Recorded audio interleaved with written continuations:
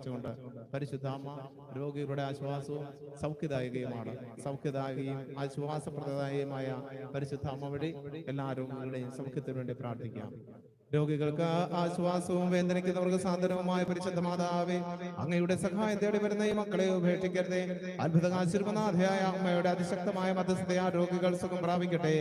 ഈ സമൂഹത്തിലേക്ക് ദൈവശക്തി പ്രവഹിക്കട്ടെ. സർവരും പരിശുദ്ധാത്മാവ് കൊണ്ട് നിറയട്ടെ. ആത്മീയ ബന്ധനങ്ങൾ തകരട്ടെ. ദുശീലങ്ങളും ആസക്തികളും മാറിപ്പോകട്ടെ. തിന്മയുടെ ശക്തി നശിക്കട്ടെ. ആന്തരിക സൗഖ്യം കൈവരട്ടെ. മാനസിക സുസ്ഥിതി ഉണ്ടാകട്ടെ. ശാരീരിക രോഗങ്ങൾ മാറിപ്പോകട്ടെ. പരിപൂർണ സൗഖ്യത്തെന്ന് അനുഗ്രഹിക്കണമേ. അത്ഭുതകാശീർവത്തിന്റെ മഹത്വമേറിയ ശക്തി വഴി എല്ലാ അപകടങ്ങളിൽ നിന്ന് നിങ്ങൾ സംരക്ഷിക്കപ്പെടട്ടെ.